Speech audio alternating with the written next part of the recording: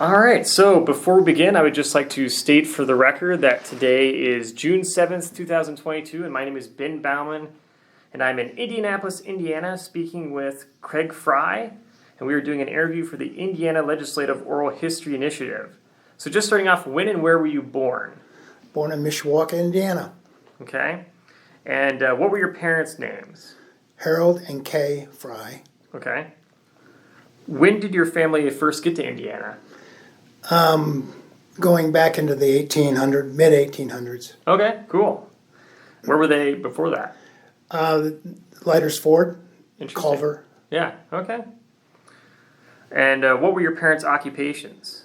My dad was a factory worker and my mom was a computer type person. Okay. Did you have any siblings? Brother Brian. Okay. And how would you describe your childhood? Oh, back in the 60s, things were fairly easy. And, Yeah. I went to a local grade school and a local middle school and a local high school. Yeah. And then went off to college. Okay. But, yeah, it was pretty normal, I think. Yeah.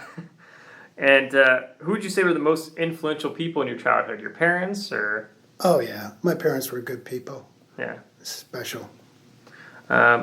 What did you know about your family's political beliefs growing up? Well, it's kind of interesting because I think my parents might have been Republicans. They always had Republican signs in the yard as a kid, and I'm a Democrat. Yeah. And I always have been because I'm fairly liberal. Yeah. And but they voted for people who they knew personally. Okay. And in local races, that they tended to be a lot of Republican folks. And then later on, when I got involved in politics, they became advocates of mine and friends of mine, which were all Democrats. Okay. So when you first started getting involved in politics, were they how did you talk to them about how you were going to become a Democrat or? Well, I mean, I was always a Democrat because like I said, I was always fairly liberal. So they knew that when you were in high school even? Yeah, and I never got involved in politics early on, but it was, I really didn't get seriously involved until the mid 70s. Okay, sure. And so when you were in school, were you part of any sports teams or were you involved in any clubs or? Well, I went to Mishawaka High School, and I was a kid that came from a middle-class family, and I had to work. Okay. And so I had to choose one sport, and I was fairly good in baseball and fairly good in track. Yeah. I was a pole vaulter. And so I could only be in one sport, so I couldn't play football or basketball. So I chose track, and I participated in the track team and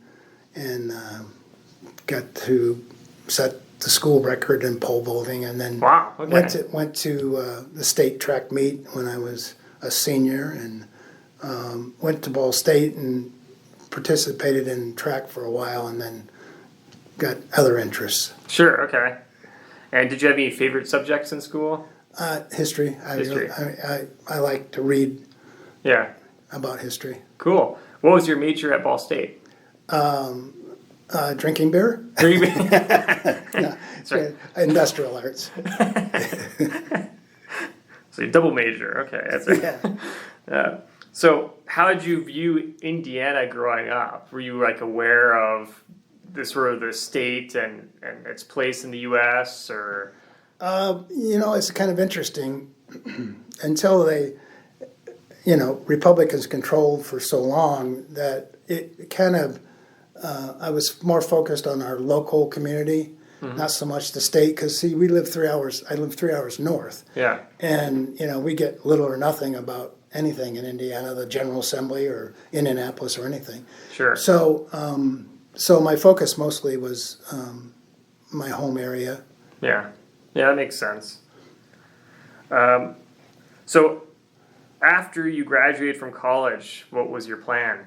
Well, I didn't actually graduate. Oh, okay. Initially, I'm a carpenter by trade. Oh, okay. Cool. And I moved into that industry, the construction industry, And I worked in that for nearly a quarter century at one level or another. And then I went on to work at Ivy Tech as a program director, where we provided degree opportunities for people in building trades, apprenticeship programs. And I actually graduated from college when I was in my 50s. Oh, okay. So you just went back and cool. I took classes all along that applied to whatever I was doing at that point in time in my life. Yeah, that works. Yeah, that's cool. And so when did you start to get interested in politics? When I saw it starting to impact my life, and then when I started having children, it was I wanted somebody else's opinion to count, and I had friends that were running for office, and I supported them, and I had a friend that ran for Congress twice and didn't make it, and before I knew it, he was supporting me, and I was on the ballot. Wow. Okay. Yeah, funny how things change. Yeah.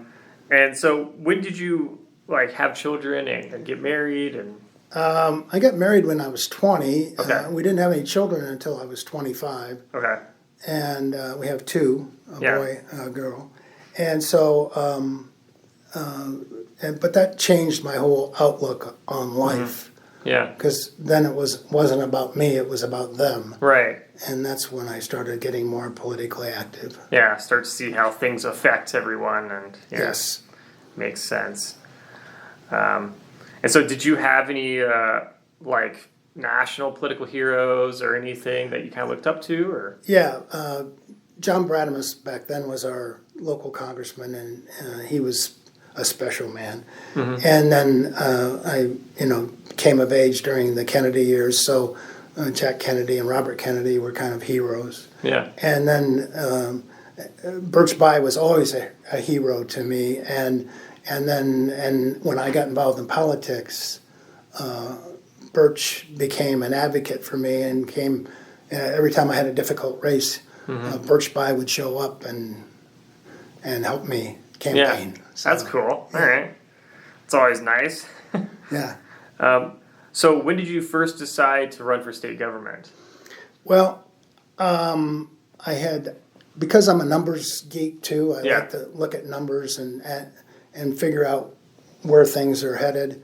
I started looking at it in the early 80s but then my good friend Dick Mangus redistricted me out of the district I would have ran in and put me in his district, just because of where I lived. It wasn't because he knew me then. And so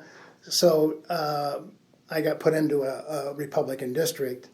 And so I picked up and I moved into Mishawaka and got into the 5th district, which was a swing district. Okay. And I had planned to run in 1990, but in 88 it became available and there was a non-incumbent running. Yeah. So I thought, well, if I can't win this one, I'll win in the off year. Sure. So that's what the numbers said. Yeah. And I won in 88, the 88 election. Kind of surprising. I actually was sitting in my basement watching the TV and returns coming in, and I'm like, I'm going to win. Wow. And so I had to go up and get up and jump in the shower, and because I'd been out all day, campaigning, jump in the shower and change clothes and get a suit and tie on and go down and say hi to people. So were you expecting that you had a chance, or were you? No. Well, the polling was dead even going into the election, but that district at that time had a tendency to go fairly big in the general election of when a president runs, and then in the off year it was always more closely aligned, so I knew I could compete in the off year. So I ran, and I ran against a fellow who had been a city councilman in Mishawaka, and he had the fellow who got elected in 86 died. Wow. right after the election. Yeah. And he was replaced by this last name was Reese, Paul Reese. Yeah.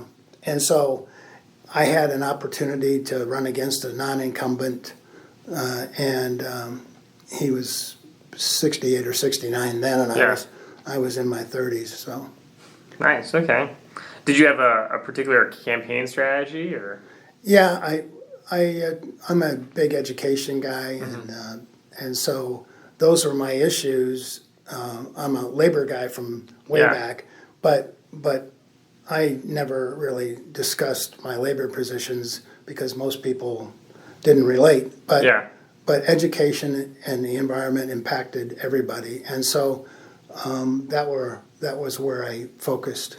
Yeah. Okay. And we back then, the first race, I think I raised 30,000 or 35,000, something like that, and we did direct mail and a little bit of radio, and then we won by 500 and some votes or something like that. And then in 1990, I was the number one target for the Republicans. Yeah. Because the district was so close. Sure. And they recruited Marv Wood, who was actually the real coach of the Hoosiers. Okay. And that's when the Hoosier movie came out. Yeah. During that cycle. Wow. And they were pumping money into him big time. And I was, as a Democrat, we didn't have the resources that Republicans have, but I was pretty successful, and I was able to match him dollar for dollar. Yeah. And they ran the whole thing from Indianapolis, and Marv Wood had been a coach of mine on the track team, and I had even dated his daughter a couple times when we were at Ball State. And that's probably why he ran against me, because he had voted like in 18 or 19 straight Democratic primaries. Yeah. And so and I liked him. He was a nice man. You couldn't not like him. Right. But we had it was a difficult race. And sure. And I won by 35 votes. Wow. That's a nail biter. Okay. Yeah. Did you do any like the door-to-door stuff like that? Or? Yeah, I did a little. I'm not good one-on-one. Yeah. I'm not comfortable talking to people that I don't know. Yeah. And it only takes one guy on a day when you're knocking on doors to be nasty and mean and then ruin the whole day. Yeah, so true. I just chose to do direct mail. Yeah. Yeah, it makes sense. It's always interesting to hear people like stories about door-to-door. Everyone who does a lot of door-to-door has some story of like someone who's like crazy that was really aggressive. Yeah, and it's really it was something I just hated to do. Yeah. And then after I won that 1990 election, I don't know that I ever did door-to-door after that. I guess you kind of feared like, it's not crucial, so makes sense. So what did you think of the election process in general? Did it seem like a pretty cool, like nice process that made sense? And I mean, it's so well done in Indiana. Mm-hmm. I live in Michigan now, and we vote absentee because we're in Florida always during the election cycle. But in Indiana, I was a precinct person for a while before I became an elected official, and it was neighbors getting together on election day. It was like a party. I mean, they would bring in food. And you didn't know who the Democrat was or who the Republican was. They had a process to go through, and they did it honorably. And just like every other election since then. Sure. I mean, so all these people that say elections were fraudulent. Yeah. It was just nonsense, because it would take Democrats and Republicans to make it so that somebody cheated. Right. And that's just not going to happen. Right. Yeah. Not going to get bipartisan support. Yeah. Yeah. Interesting. Okay. So was your campaign strategy for future elections basically the same? Yeah. Okay. Every time we ran on issues that were important to the people. I was one of these guys, because I was a numbers guy. Mm-hmm. I always was polling. Even out of the campaign season, I would poll and find out what people were thinking and what they felt about this issue and that issue. And then I tailored my message around those polling questions. And I won't say that I told them what they wanted to hear, but I told them what they wanted to hear. Yeah. Makes sense. That's probably a good strategy for success. Yeah, well, you don't tell them, if they're pro-choice and you tell them you're pro-life, that's not going to go over well. Probably not, yeah. That probably won't. So what were you thinking when you walked into the State House for your first day as an elected official?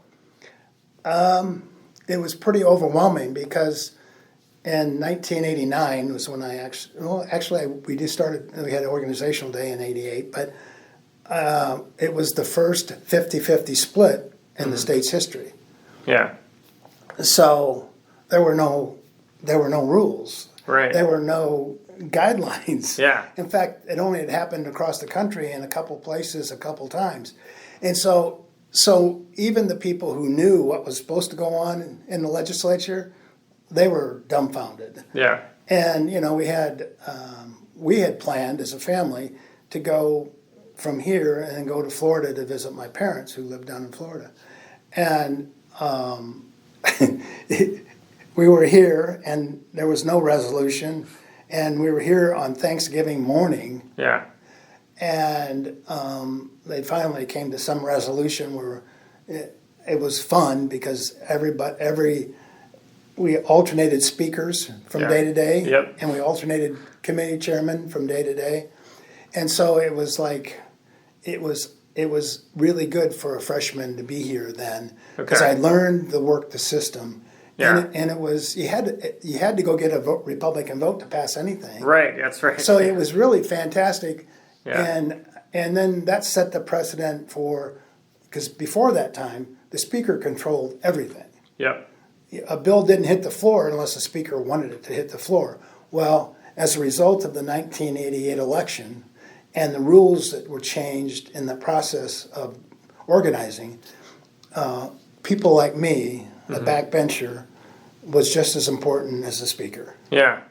And as I went through my career here, a lot of times, I think 2 or 3 times, we had 51 votes.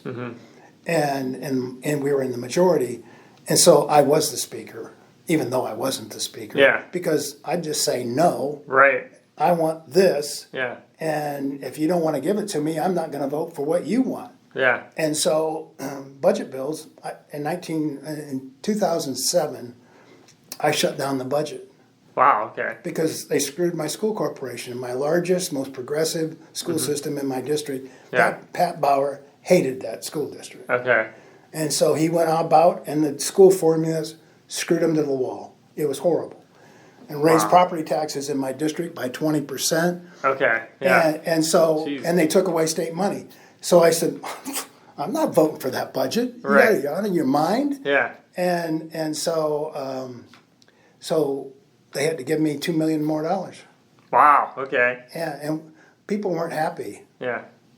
But it didn't benefit me. I mean, it was benefiting Sure. the people I represented, Right. and that was always all the way through my 24 years here. That was always my focus. Was Yeah. to It's like, what the do those people want? Yeah. The people need. Yeah. Yeah. And they didn't need higher property taxes. They didn't need less state dollars coming into the district. So I just said, no, I'm not going to vote for that bill. And then they had to adjust it. And then my good friend Bob Meeks from the Senate really took care of it for me. That's interesting. Yeah. I mean, I guess that's kind of one of the balances. It's interesting because, I guess different politicians sort of have different perspectives on it. But how do you balance your own sort of ideas of what you think, the state needs versus what your constituents want? Yeah, and it's on occasion, like I never voted for like the Hoosier Dome or Lucas Oil. I never voted for any of that kind of stuff because it wasn't important to the people I represented. Right. And the people in Indianapolis were getting a benefit from that at the cost of everybody else in the state. Right. So I said, this is not in the best interest of the people I represent. Yeah. I mean, I generally, because I grew up in that community that I represented, because most of my district, 80% of it was in St. Joe County, Mishawaka, Osceola, and then I went across the county line into Elkhart. Yeah. And most of that was probably majority was black votes. But I was that was kind of my niche. I mean, that's what kind of area I came out of. So I knew what they thought and I knew what they believed. And so the only thing I did during my 24 years that I regret was I don't own guns. I don't. I haven't shot a gun since I was in the Army in the 70s. Okay. So I voted, but because I had so much interest in those issues from my district, I voted with the NRA probably most of the time, and I regret that now. I shouldn't have. It wouldn't have made any difference. But right, I know what you're saying. But yeah, it just didn't feel right. Yeah. But I shouldn't. Yeah. I mean, I should have taken my own personal views. Yeah. And cast that vote, but I didn't. I felt like, I believe in representative government. I believe it's really a good style of government, and I felt like I knew what they thought because I tested it, and so. But I regret that personally. Yeah. I guess that's kind of some of the hard decisions you have to make when you're in office. Yeah, but that's the only one that really comes back to bite me. Sure. Every time I see one of these horrible things on TV, I just think, I participated in that, and it upsets me. Sure. No, I mean it's understandable. Of course, who could know how things could come out the way they are now today? It's just pretty crazy. So. When it comes to the 88 session, when you first got elected, did you feel like that was like one of the best times to be in state government politics in terms of like the ability for the parties to work together, or was it just a distraction? Well, we had to be bipartisan, but back in my day, it's not like it is now. Right. Back in my day, there were probably 15 Republicans that voted the same way I did. Yeah. That doesn't happen anymore. Yeah. And so there wasn't as much partisanship back then. I mean, we had our days, don't misunderstand me, where it was a knockdown, drag out. But generally speaking, I'm guessing 95 or more % of the votes, you'd have all over the board would people be voting for this bill and that bill. Yeah. So it was a pleasant experience. There wasn't, but before that and then after I left, the problem is it was always so controlled by one party. Now, whether it be a Democrat or Republican, in this case, it was always Republican before and after I left. But parties tend to go overboard when they have absolute control. I mean, absolute power is absolutely corrupting. Sure. So I think the time that I was here was more bipartisan than ever in my lifetime. Yeah.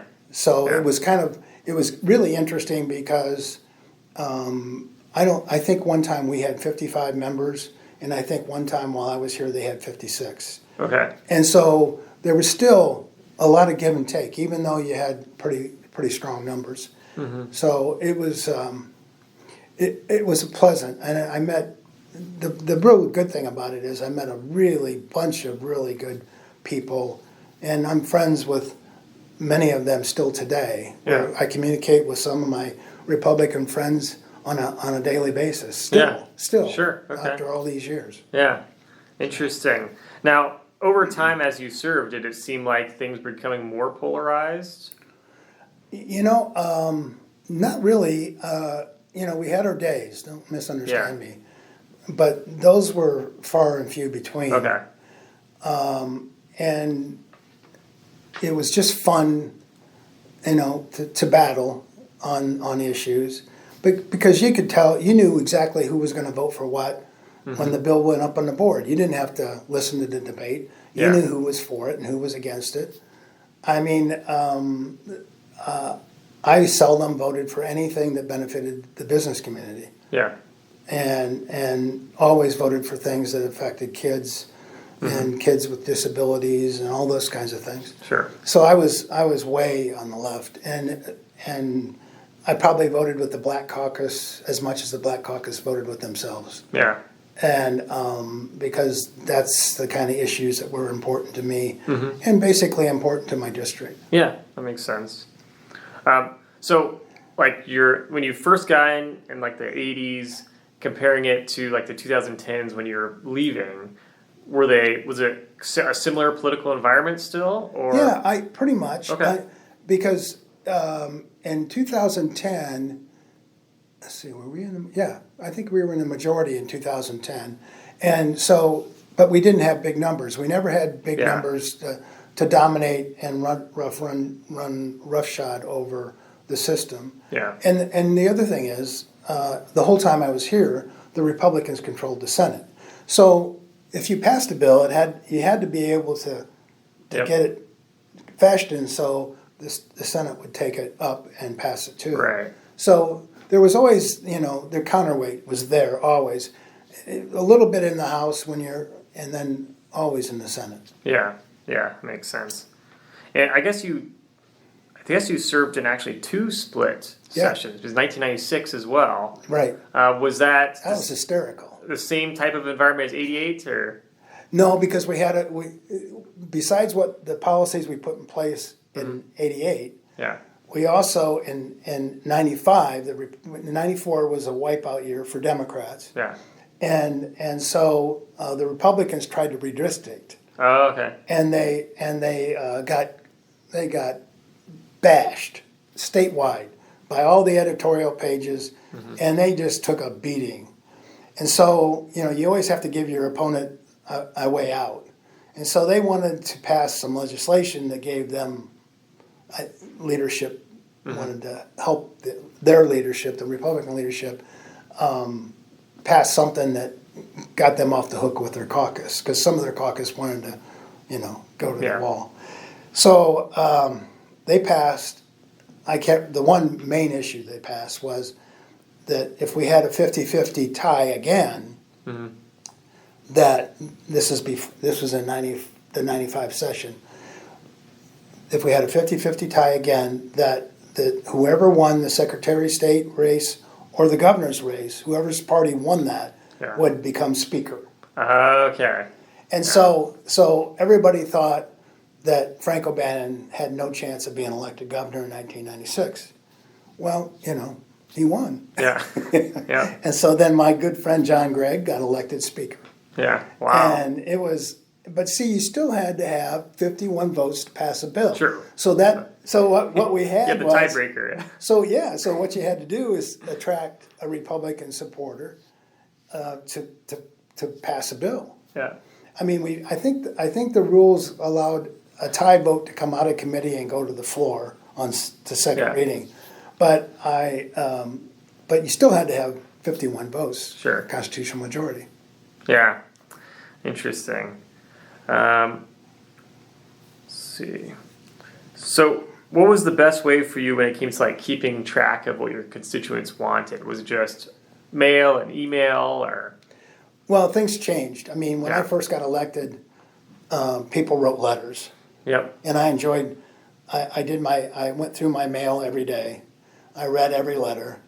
I generally dictated how I wanted the letter answered by my staff. I had a person I shared with 3 other guys, and so we had.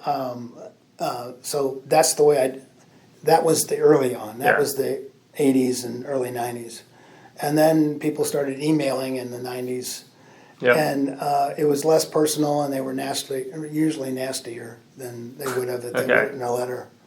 And but I tried to respond to all of those emails myself, unless we were overwhelmed with work. Sure. And my staff, over the years, I had really good legislative staff, so they were real helpful in getting my feelings from the district and my feelings back to the district.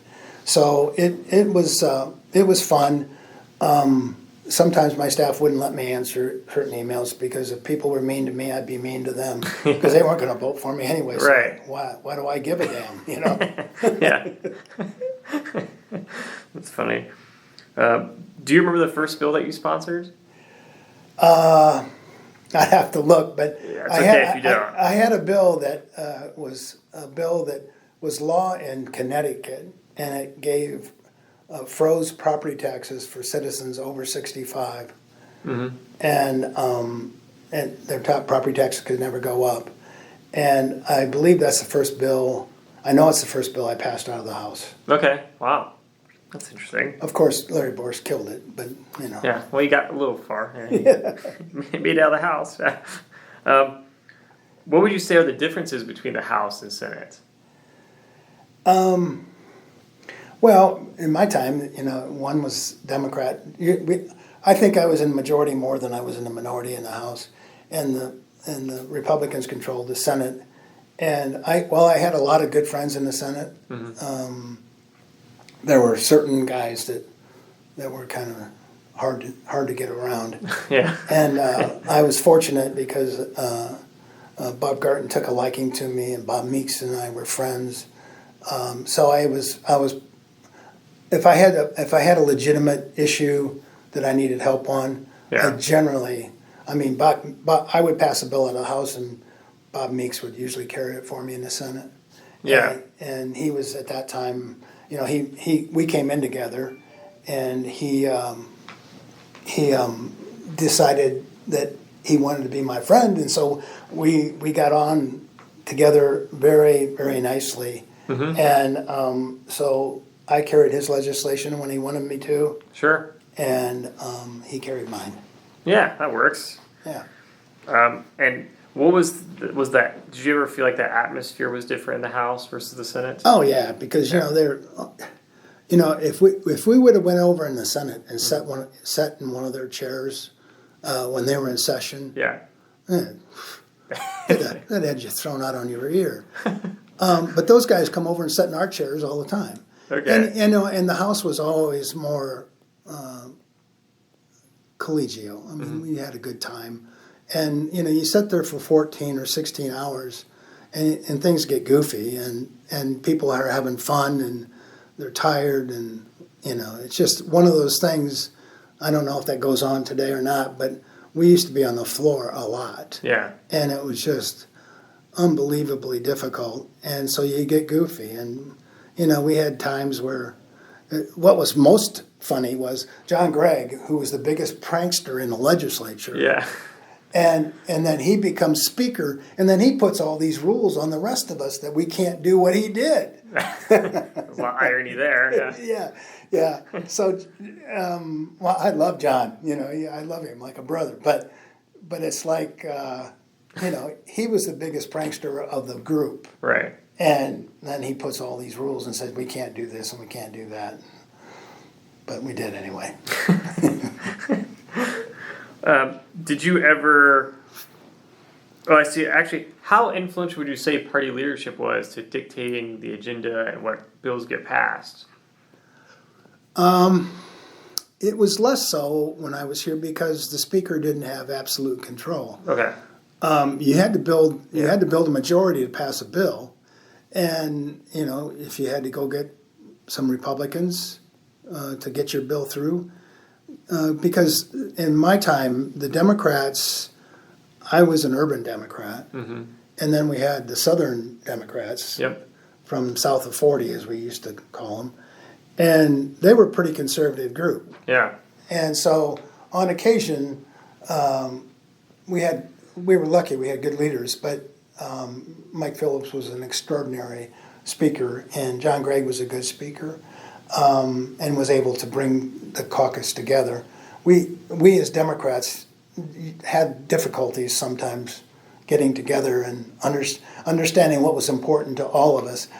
And so, and then when we had Democratic governors, it was even more difficult because we always had to carry their water. Yeah. And sometimes their water was not tasty. Yeah. Especially having by.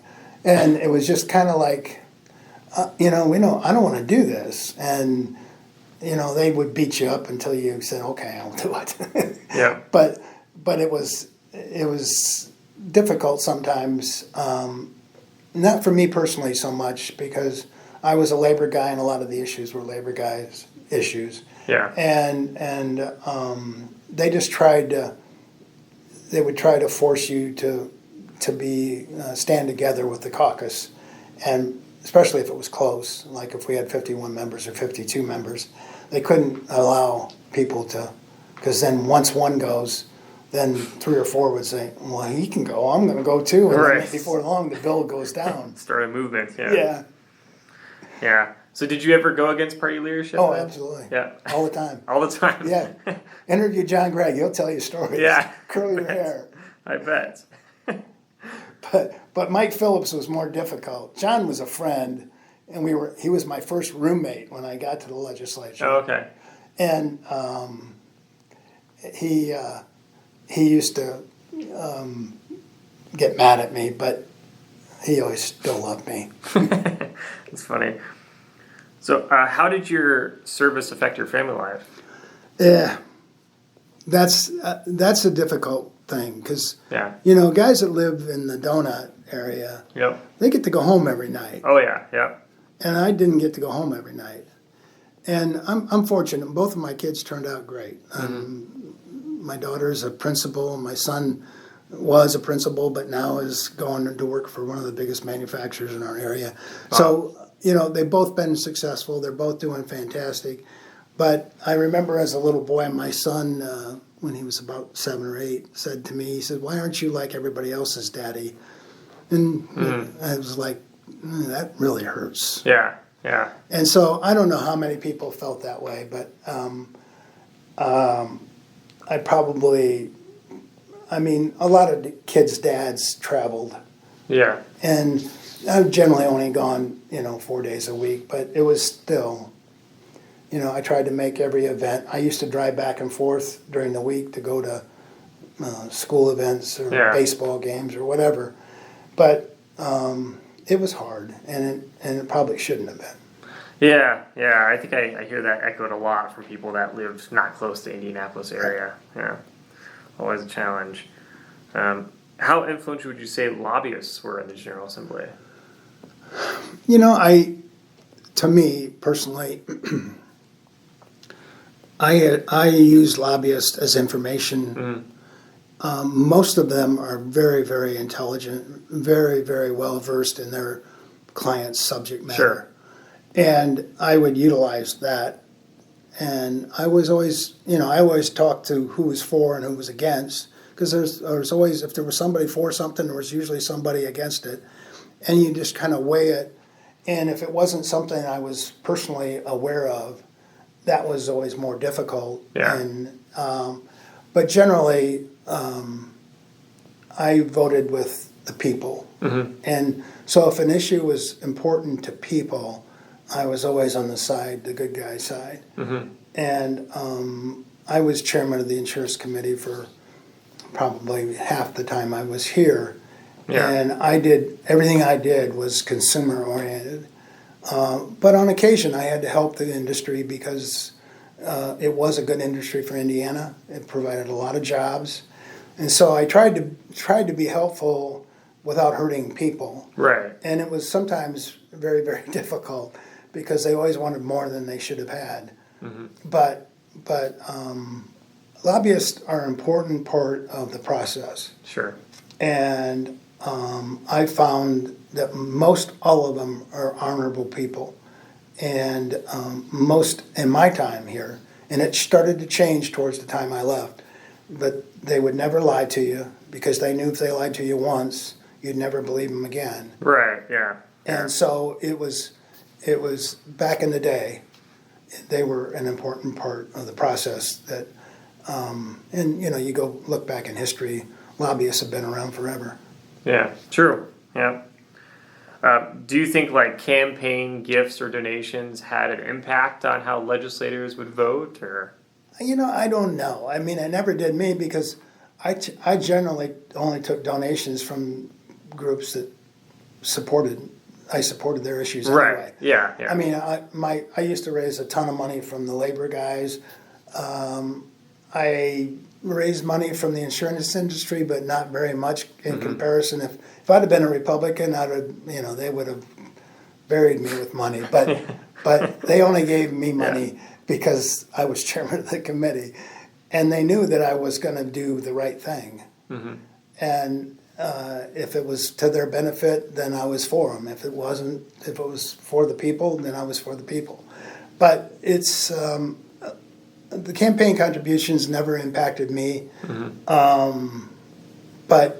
And I didn't take money from certain people, like utilities. When I first got elected, I didn't take money from utility companies because I used to bash them all the time. I'd go home and have press conferences in front of their buildings and rip them for their high prices and stuff.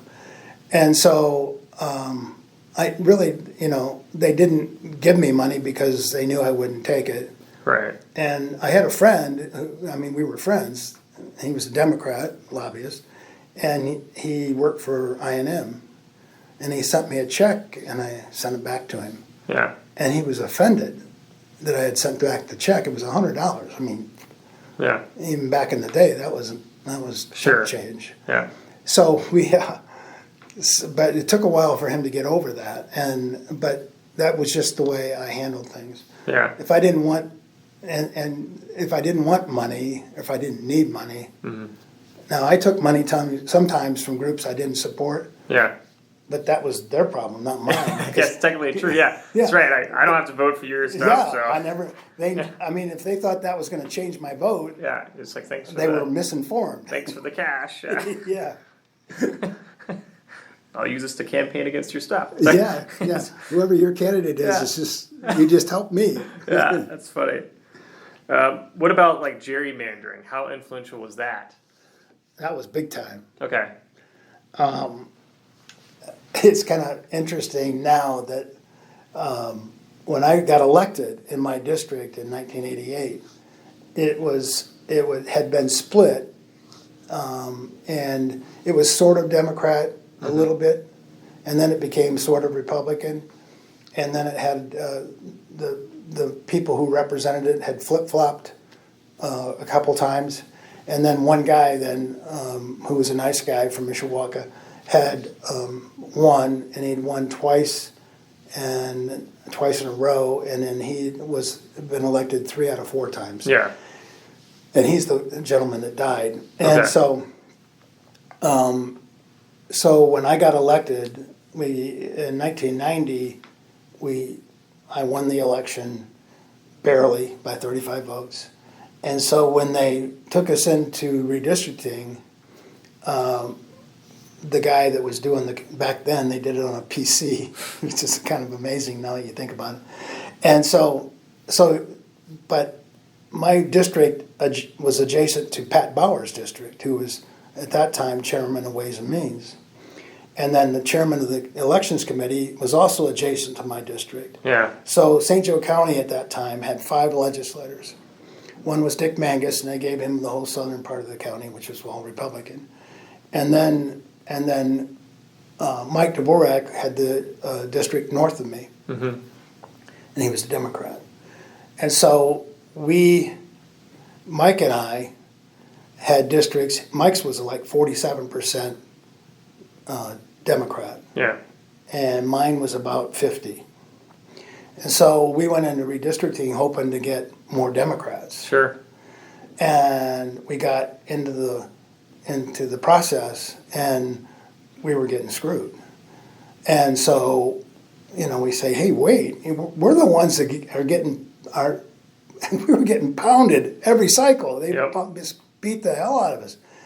And so, but Krumkowski and Bauer had to have 65% Democrat districts.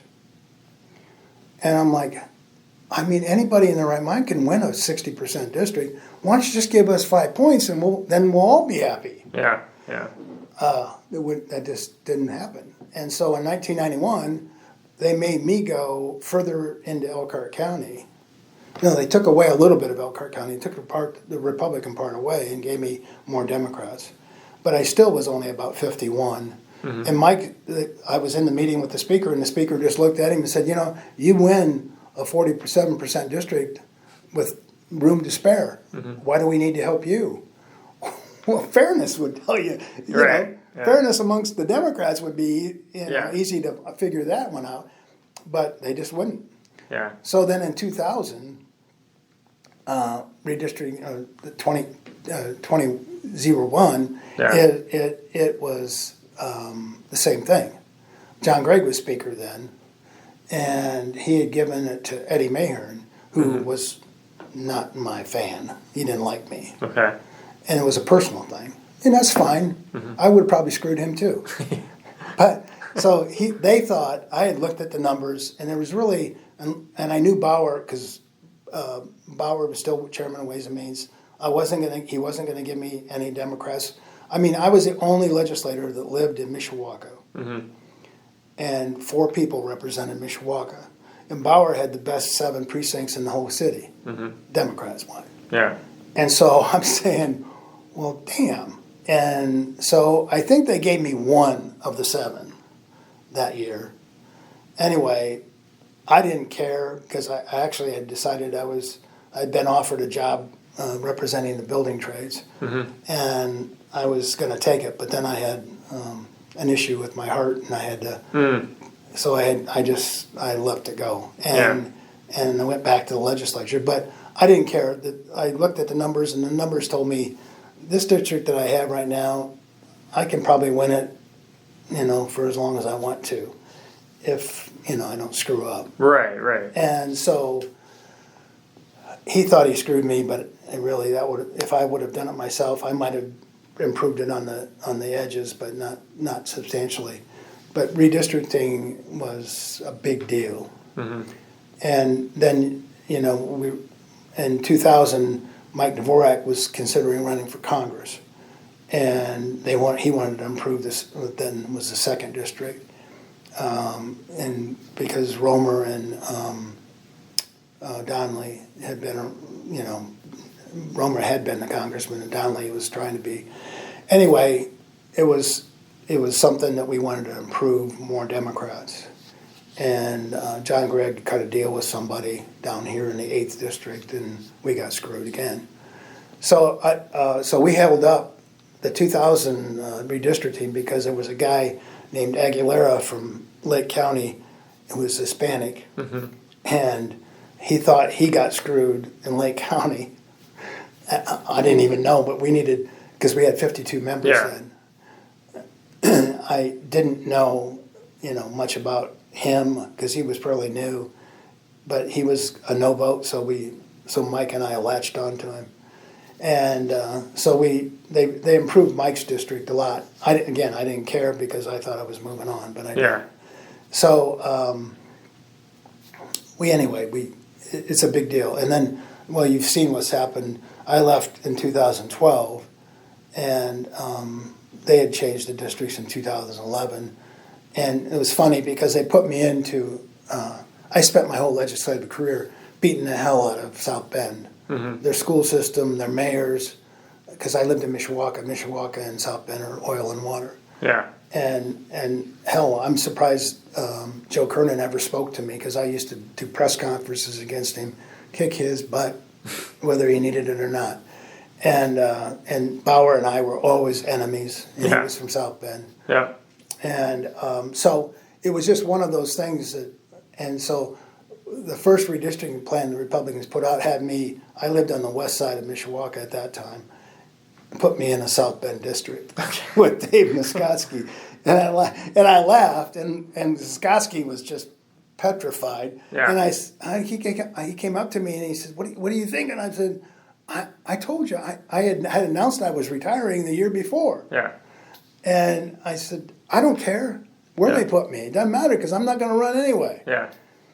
So Bauer, because after the first maps come out, if you'll ever go back and look at history, the second set of maps comes out after they negotiate with the minority party. Yeah. And they take care of, the leadership in each caucus takes care of themselves and their buddies. And so I knew that they wouldn't leave me in Muskotsky's district, because just in case. I mean, Bauer knew me well enough that I would decide to run against Nagoski just to screw Bauer. Yeah.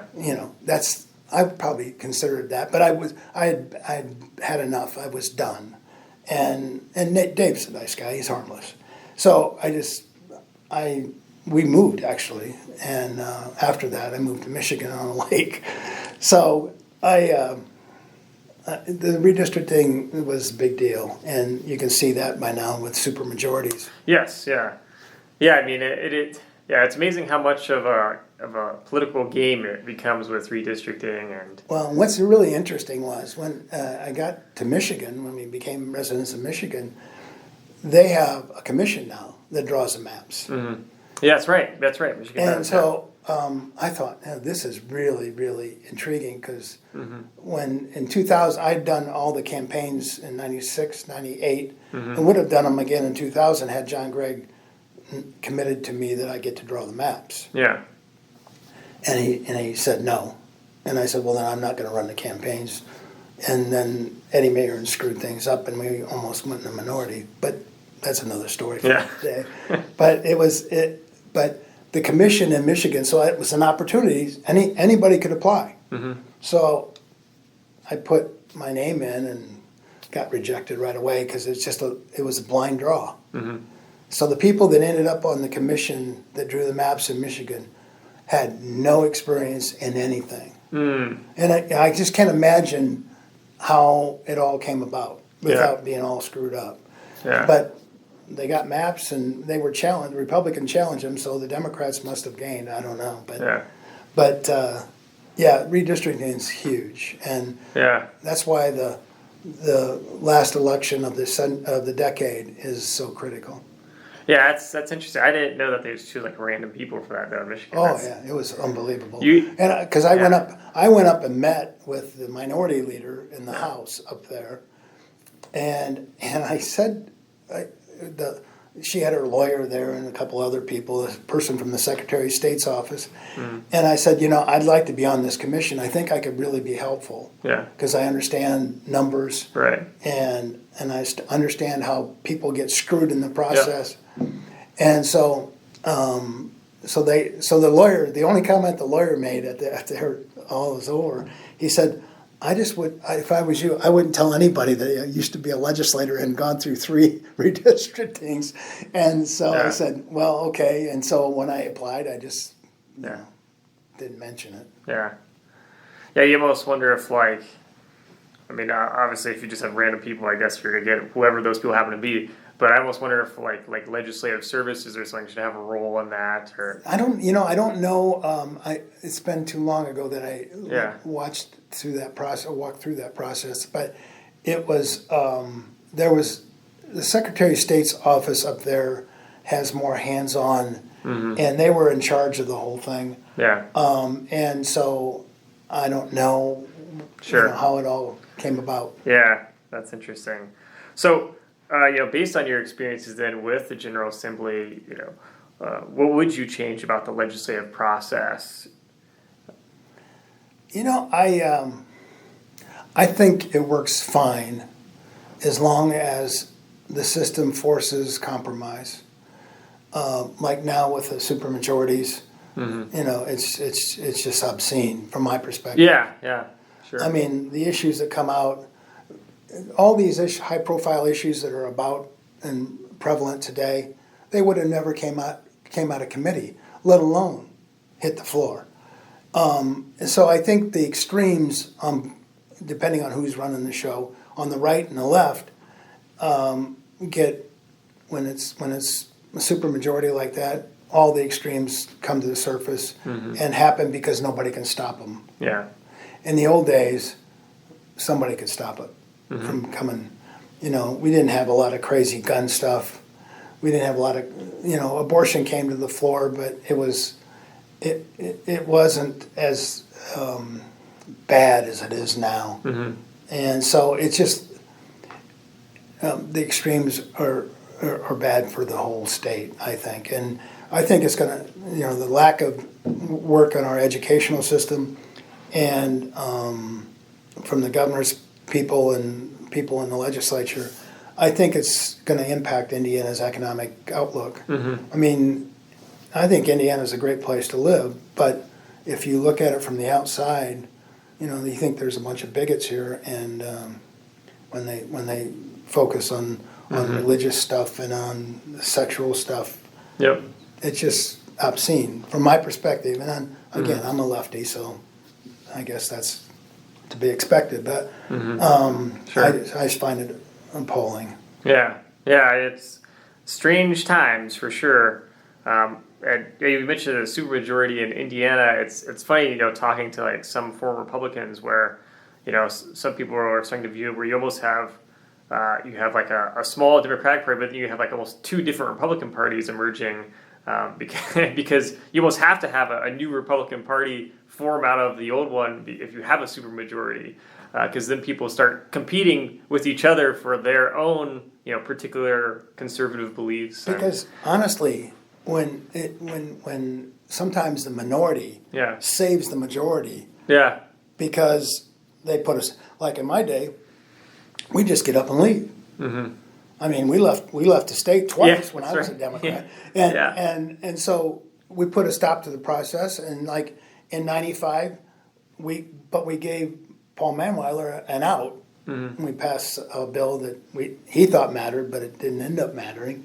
And then in 2000, Daniels was governor when we left the state. One other time, that was kind of they passed right to work then. But I don't know. It's just I just wish that things could be closer in numbers, and that would produce a better quality of bills that become law. And I think it would be better for the state, because you can't take care of. I mean, I always felt like, being from the north, I knew what we had as far as roads and structure, and they'd spend hundreds of millions of dollars in the donut community in Indianapolis, which I felt was unfair. I mean, I don't mind them getting. I mean, obviously there's more people here than there is up north, but still we have needs and they're not being met. Right. And the only thing, even if we had, like Bauer was chairman of Ways and Means off and on for 20 some years, we never got anything. Because Pat Bauer was always concerned about what he personally wanted, not what was best for our community. So, or communities across the northern part of the state. So it was hard to overcome the Indianapolis influence. Sure, I bet. Yeah, it's a complex process. Now, during the right to work stuff, what was going on at the time, and what was your involvement in that? Well, it was interesting because I was a building trades union guy, and there's a difference between amongst the unions.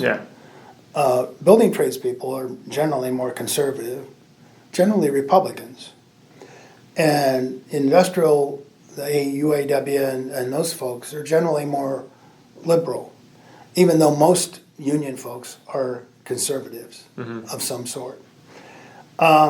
So my role in Right to Work was, I knew it was going to pass because the people in power in the business community were forcing the Republicans to go that way. And we were already beginning to move. We'd just come through the '94 elections when lots of Republicans got elected. And so there was a lot of that kind of influence.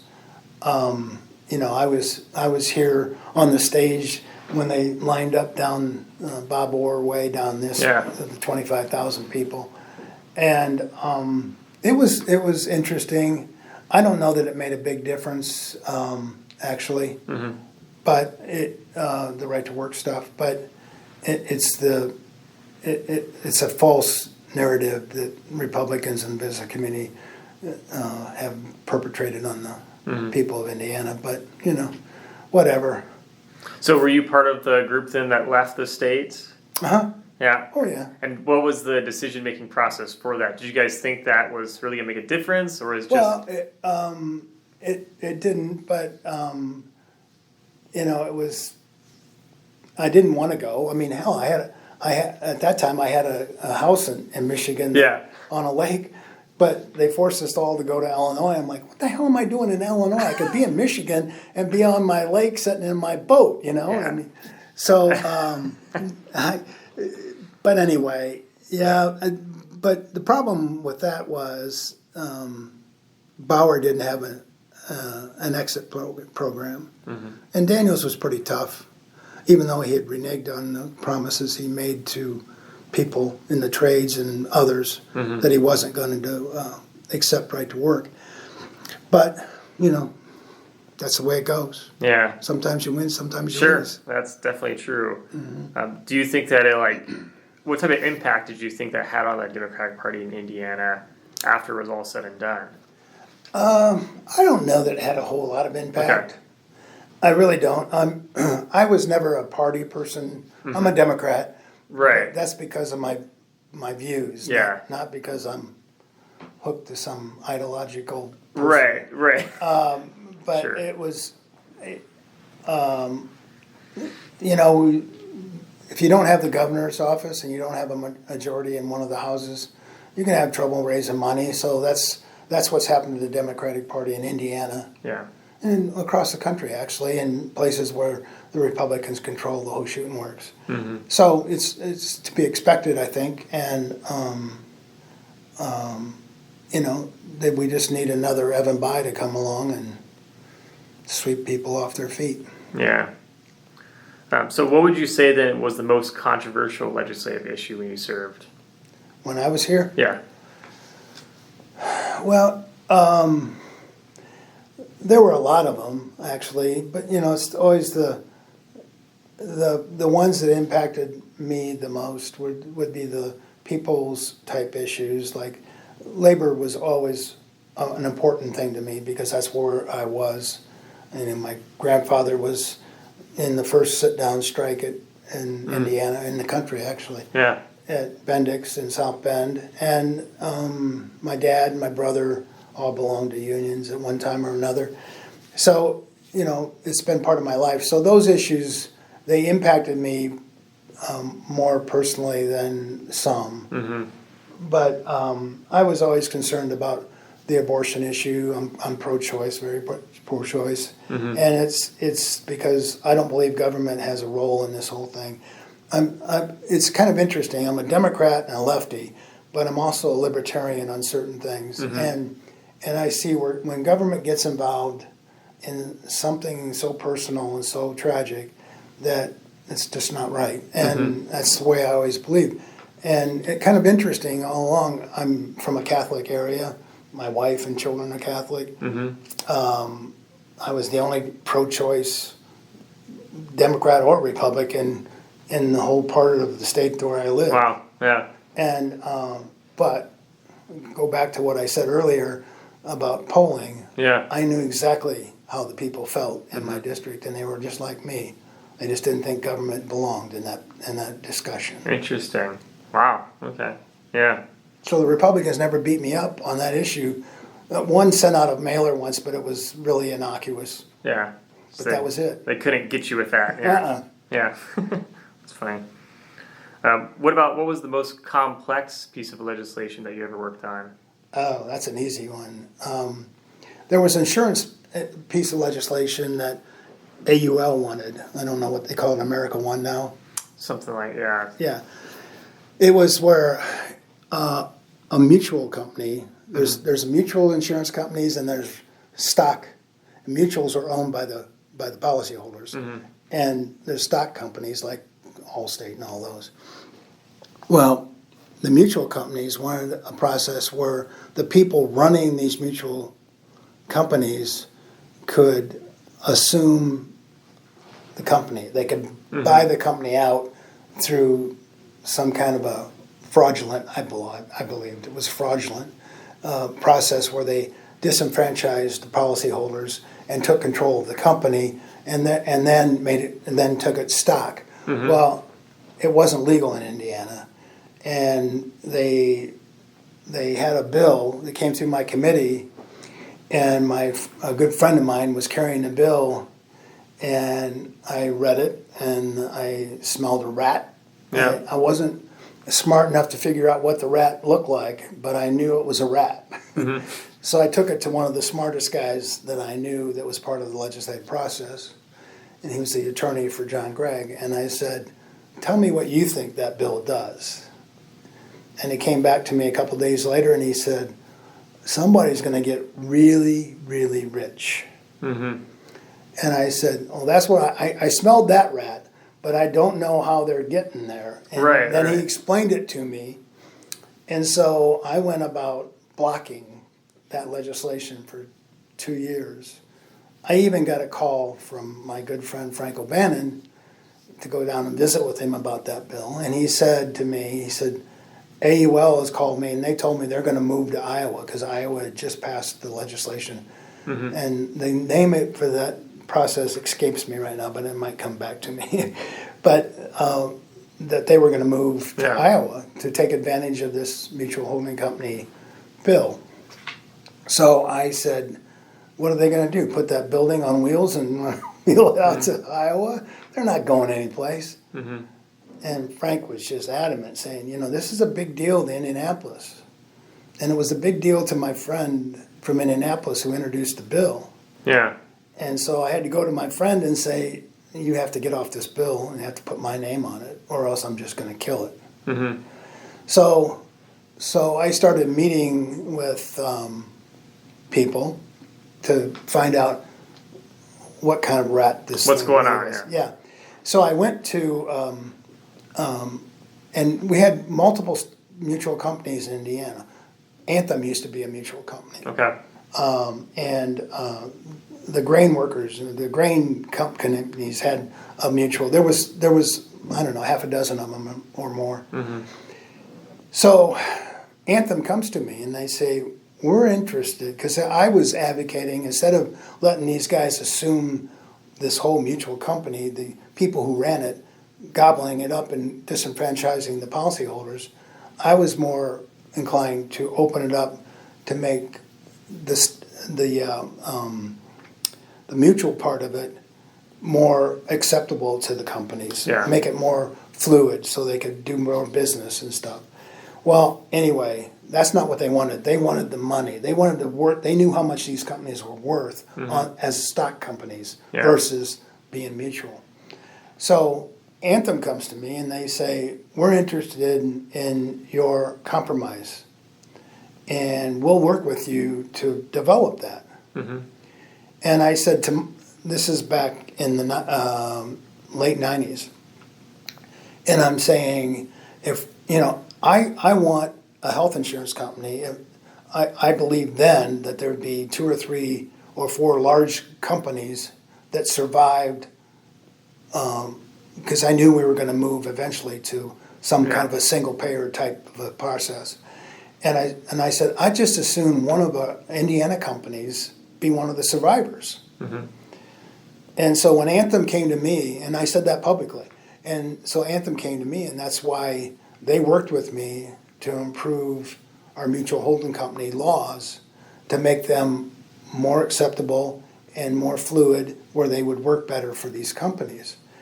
And then we got to this process where we allowed them to go from a mutual company to a stock company, but the people who benefited couldn't be the people that ran the company at the time. Yeah. It had to be the policyholders. Okay. So my compromise was, this is what we're going to do. And but again, the money people didn't want that. They wanted to capture these billions of dollars, and it was billions. And so when Anthem, we passed my law, and so when, and I think it was 99, and we passed it, and that's when Anthem became a stock company and went huge, and became WellPoint, and on the rest is history. But it was all made possible by that bill that I passed back in the 90s. Yeah. And so it was very, very controversial, and then I finally passed a mutual holding company bill, but it was so screwed up they couldn't utilize it, and that was my intent. Yeah. I passed a bill that they couldn't use. Yeah. And then but the improvements that let them move from a from a mutual company to a stock company, well, you've seen what happened to Anthem. Mm-hmm. Anthem's huge. Yeah, I mean, that's the insurance company for state of Indiana, basically. Yeah, well, plus, I mean, it's, and the other thing is, it's in the, it was, I don't know if it still is because I've stopped following it, but initially it was like one of the top two. United Health from Minnesota was number one, and Anthem usually was right there at second or third. Now it's called Wellpoint, but yeah, it was hugely controversial. That bill pushed me to the edge. It was because it was so difficult intellectually to handle the issue, because the issue was so complicated that it took me a long time to learn the issue and to find out who was gaining and who was losing. And that was always my emphasis, was making sure the right people benefited. And what Anthem's representative told me after the fact, after it all had passed and all of it had started to transpire, I blocked the leaders of the company from being able to buy stock for 6 months. Oh, wow. Okay. Yeah. And they weren't very happy. I bet. Like, what? And when it all happened, when Anthem had to pay off their policyholders, he told me it was the biggest transfer of wealth ever in the state of Indiana. Wow. And he said it was $1.6 billion. Jeez. And so that was something that I stood firm on, and I almost caved. I mean, they were hitting me so hard that it was so difficult of an issue for me to understand, and then also to me to explain. Oh, I bet, yeah. And because I wasn't always sure I had the best grasp on it, but anyway, we put the right people in place and we got it through, and so they got their mutual holding company bill that didn't work, and then I got my compromise, which the consumer benefited from the Anthem moving from a mutual company to a stock company. Yeah. Wow. Yeah, that is complex. Yeah. Yeah, it was horrible. If I'd have known what I was getting into, I probably would have just killed it all and walked away. I don't want to deal with this. Yeah. Yeah, makes sense. So how would you summarize your time overall then as a state legislator? I think I would summarize it as effective. I think I served my community well because I advocated for my school corporations and people like me who I represented. Yep. And I think I did a really good job, not to blow my own horn, but I think I did a really good job of reflecting their views in the legislature. And I think that's the goal of representative government. And I think I got a lot of good things done for people, like autism. Kids with autism, they were always, their families were always penalized because their insurance companies wouldn't cover insurance for them. I passed a bill and said, you don't have a choice, you're going to cover these kids. Right. And I did a lot of things that were for kids with disabilities. And I wouldn't have known then, I didn't know it then, but I know now that I have a granddaughter that has Down syndrome. Okay. So all these things that I did along the way, because I felt that they were the right thing to do for people, it now came back to benefit my granddaughter. Yeah. And she's a wonderful kid. I just love her to pieces. And I've made her life a little bit better by making Medicaid have an income waiver. Yeah. And so I work with Pat Miller, who's one of the most conservative people in this whole part of the state. And Pat and I, it took me 2 years to get it done, but we got it done. And she was wonderful. I love Pat Miller. Yeah. And loved working with her because she always told you exactly what she would do and what she wouldn't do. And we had to work our way through it, but we got that waiver for those kids, and she was wonderful. Yeah. So, I think my satisfaction, I left very easily in 2012. I was ready to go. Right. And it was because I knew I'd done all I could have done to help people. I mean, I didn't vote for tax increases. I didn't vote for top property. I was the only one that voted against Mitch Daniels' property tax reform bill. Yeah. Only one the first time around. Yeah. And then I started saying, wait a minute, boys, you don't understand. They're just going to raise the assessments. What are they doing today? raising the assessments. They're screwing people to the wall in my community, or my own community. So, it's just one of those things. You just do the right thing and good things happen. And I think I did the right thing, and I think good things happen. Yeah, that's cool. So what lessons then did you learn from your time in the General Assembly? Yeah.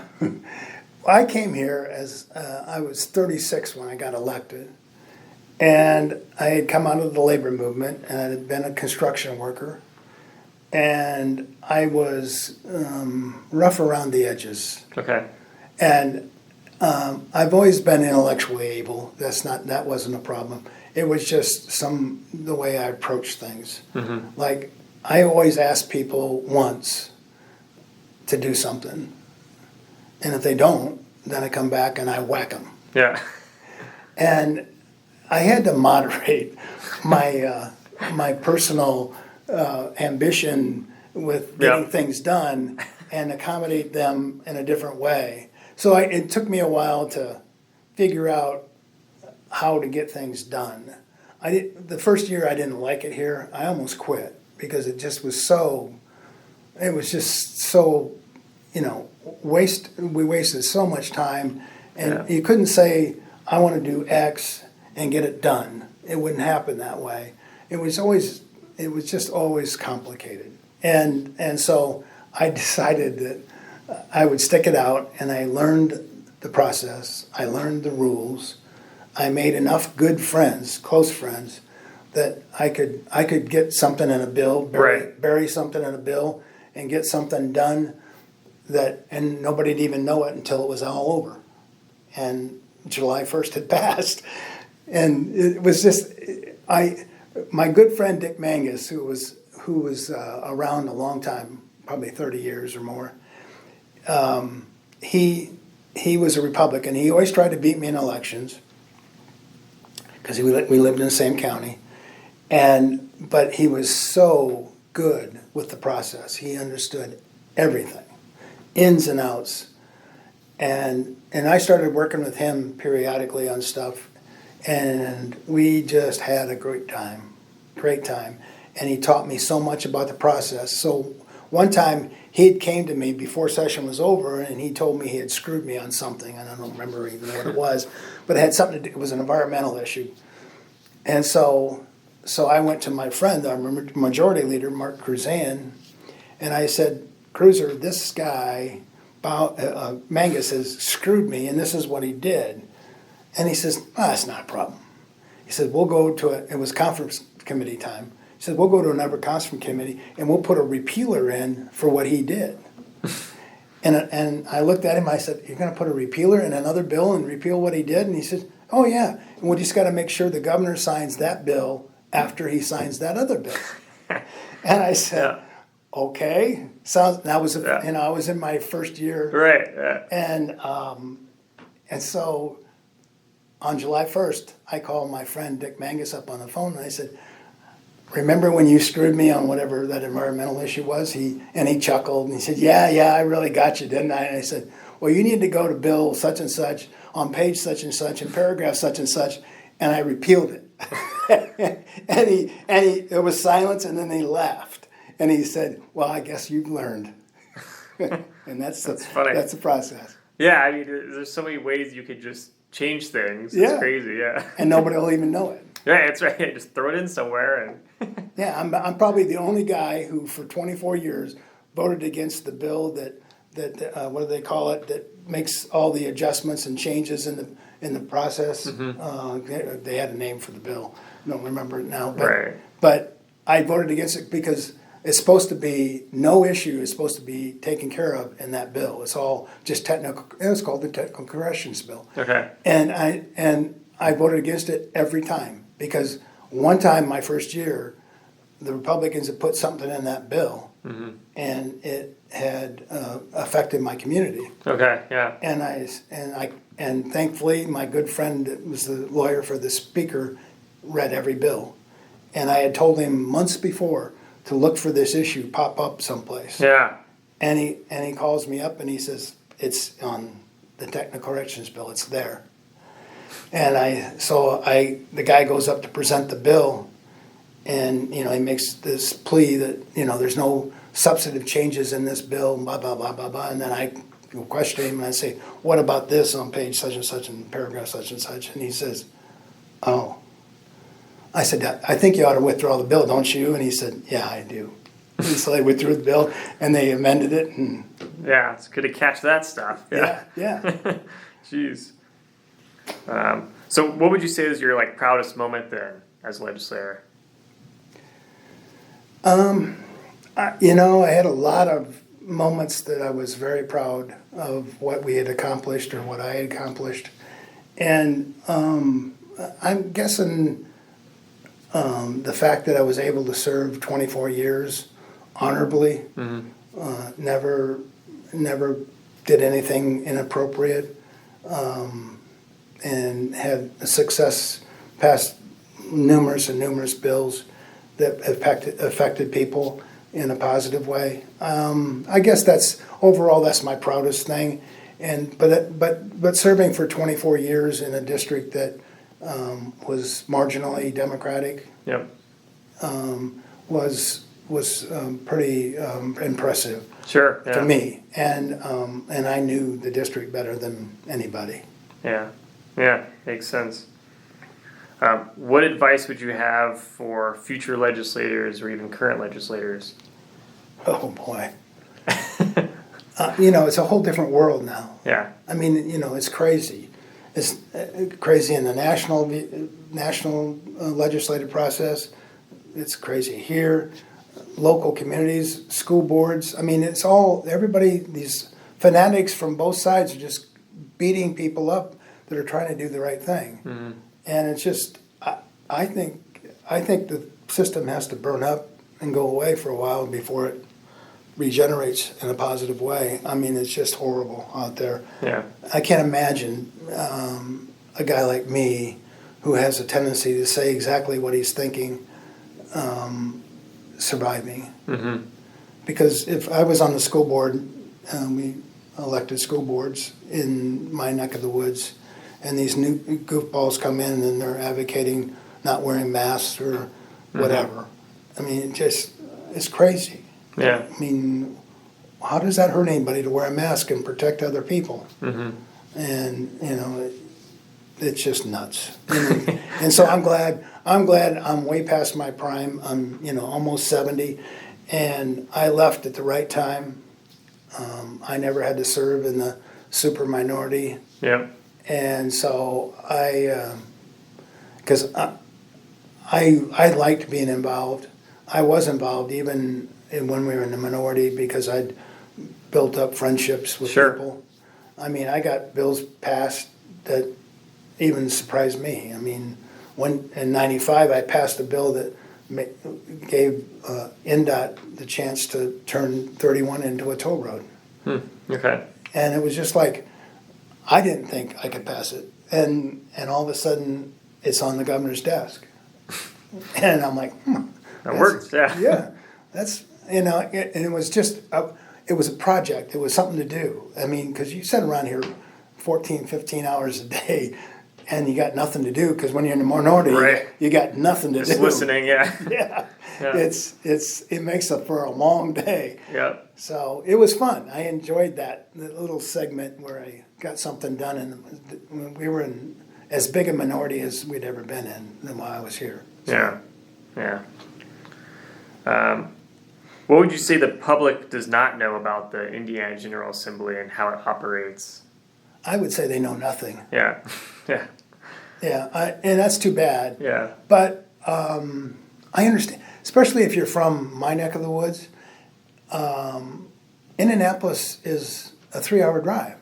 Mm-hmm. And the legislature is a foreign thing to them. Yeah. I mean, I served for 24 years, and my name recognition when I left was like 60%. And I'm guessing most of that was probably because my family had lived in the community for ever, and I was an athlete in high school, and I was an athlete after I got out of high school. I played baseball and softball when I was older, and had been in the construction industry. So, you know, my name recognition was 60% when I left. And it just dawned on me that, you know, I think people know who I am, but they don't. Yeah, yeah. And it was reinforced every time I went out to lunch with the mayor of Mishawaka. And people would come up and talk to him, and they didn't have I didn't, he always had a suit and tie on, I never did. I look like this, you know. But, so they didn't think I was anybody important, which I'm not. But they would talk to him like, you know, he was a long lost brother or something. Yeah. But then again, I was always kind of not standoffish, but just uncomfortable. Right. People I didn't know. Yeah. So, thinking big picture then, how has the state of Indiana changed over the course of your lifetime? Oh, boy. Well, I can tell you when I came here, we didn't have a $6 billion surplus. Yeah. We never had enough money most of the time that I was here. But it's for my liking, it's too conservative. It's too much of everything. The business community seems to have too much influence, but that's just my personal biases. I think that Indiana has missed the boat when it comes to public education because of all the things that the Constitution covers. The first one is public education. Right. And I think Indiana fails miserably and has for lots of years. I mean, Bob Orr back in the late 80s did what he called the A+ program. And it brought money into the system. It brought good ideas into the system. And it kind of got away. And then everything got tied up in politics because the teachers were back then were real active politically and went after, they beat the speaker in 1986. So, you know, there were people that had real bad feelings about the ISTA politically, and then I see the kids in the school corporations suffering because of that. And I think you'll see that now, where most of the Republicans don't support public education. If they could get rid of it, they would. Mm-hmm. Sure. How do you think the people of Indiana have changed? Well, I haven't lived here for quite a while, but you know, I see the economic struggles from the community that I grew up in, which in my day when I was growing up in Mishawaka had multiple factories where everybody's dad worked. Yeah. Usually not the mom. My mom happened to be a person who worked, but most of the moms were stay-at-home moms. We all kind of came from the same background where dads worked from 7 to 3:30 at the factory in the railroad tracks that had multiple companies along there, big companies.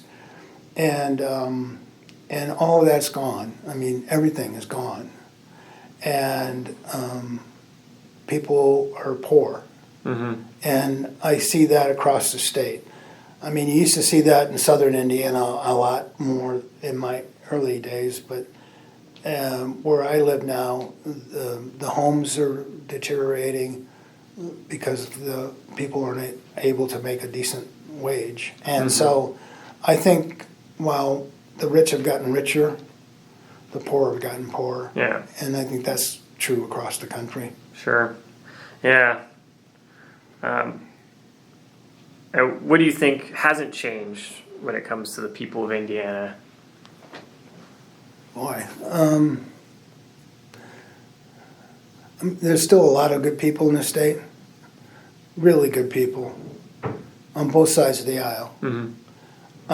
Like I could see if I lived in Indiana, I could see myself voting for the current governor. And I think he's a good guy. Yeah. I think he's trying to do the right thing. While he's a Republican and a conservative, I think he's a reasonable, and that's the kind of Republican I used to work with when I was here. Right. So, you know, I wish more of that kind of thing would surface, but the extremes are just, I think they're going to be the death of us all. Yeah, definitely something I think that foreign legislators across the board are usually pretty concerned about the extremes. Yeah. Yeah, it's really been difficult to watch, and because the South Bend paper doesn't cover anything anymore, and well, we don't even get it anymore because they stopped delivery. Wow. But they didn't cover that one time when I was here. They had a person here full time, and so she generally wrote articles about the local legislators and what they were up to. I mean, the guy that took my 5th district seat, which is not really my district anymore, but he just takes up space, doesn't do anything, as far as I can tell. Yeah. I mean, I was always stirring the pot, trying to get something done for our community. I mean, I built a road, $100 million plus road, right through the middle of my district. Yeah. I mean, I played hook or crook with governors, with speakers. I don't care who it is. I mean, I can only think of one. Well, in my time here, one other legislator who was able to build a major highway in and around their community, and that was Speaker Bob Daley from Muncie, the bypass around Muncie. He built that. That was his deal. Well, I built 331 from the toll road to the 20 bypass. It's 8.5 mile road and 6-lane highway. So it's like it was supposed to, if I would have been locally involved, I would have used it as an economic tool. The money people in our community don't want Capitol Avenue to be a money economic. They want it to be a land that they own. So it's been kind of a mixed bag, but the road carries thousands of cars a day now. Wow. Okay. Yeah, it's a huge success. But and when you asked earlier about what my proudest thing is, that was probably, it took me 20 years to build that. Jeez, yeah. It's a lot of work. And to get pots of money from the local community, from the state, and it's on the National Highway Network. It was national money involved too. It was just like, it was a lot of work, but the road's there, and people use it every day. In fact, it's been there. Some of it's been there so long that it's starting to get repaired already. So, wow. Okay. yeah. So that worked. Yeah. Cool. Let's see. Last question then. What do you want the people of Indiana to know about their influence on the General Assembly? They need to have some. Yeah. I don't Try to get some influence. Yeah. I mean, I think you need to start electing people that listen instead of come here with already formed opinions of what's right, what's wrong, what needs to be done. Because unless you get people who believe in government and believe that good people can make good decisions that benefit the masses, whether it be people or businesses, and one's not exclusive, needs to be taken care of first. Everybody needs to get a piece of the action. Sure. That would be helpful. Yeah. And I don't see that anytime in my lifetime coming about. Yeah, things I guess are not looking great then, based on what you experienced today. Is there anything that I didn't ask about that you wanted to mention, or did we cover most of it? The one thing that I value probably as much as anything from my service here was the unique individuals that I met along the way. And, I don't know how many people came and went while I was here, but a number of them. And it's interesting that some of them are still very close friends. I mean, some of them, like I play golf with Mike Dvorak, who we served together for 10 or 12 years, and we live in the same community now, sort of, and we even go to Florida, and we stay in the same building, and it's just, I have so many really great relationships from people on both sides of the aisle. I mean, Jeff Linder and Mike Smith were both Republican in the Republican leadership team when I was here. they left before I did, but they were just, I mean, they're still two of my closest people that I talk to, and I talk to them dearly, not talk to them, we text back and forth. It's new age of communication. That's right. Yeah. Daily. Yeah. And so it's just, I think when I think about the value of my service down here, the thing I benefited most from was the relationships and being able to call somebody in any part of the state that if I'm out traveling. In the old days when I worked for Ivy Tech, I used to travel the state, and every once in a while, one time I had car trouble, and I called Eric Turner and said, tell me somebody I can call to get my car fixed. Oh, yeah. And, he says, I'll call X, Y, and Z, and they'll come and get you and take care of it. And I said, okay, fine, great. So and he was a Republican, right-wing Republican, but we had that personal relationship. And that's the kind of thing that I can go almost any place in the state and know somebody of substance that can help me, or I can help them. And because like on the way down here, I talked to Mark Carmichael, who's in the legislature. Oh yeah, I just posted his interview actually online. Did you? Today? Yeah. And Mike Dvorak I talked to today. I mean, and I've gotten texts from Mike Smith and Jeff Linder today. I mean, that's the kind of relationship that goes on and on and on. Yeah, sure. That's cool. So, well, thank you so much for taking the time to thank you for be doing part of this the project. Yeah, it's been a lot of fun. So yeah, well, good. Thank you very much.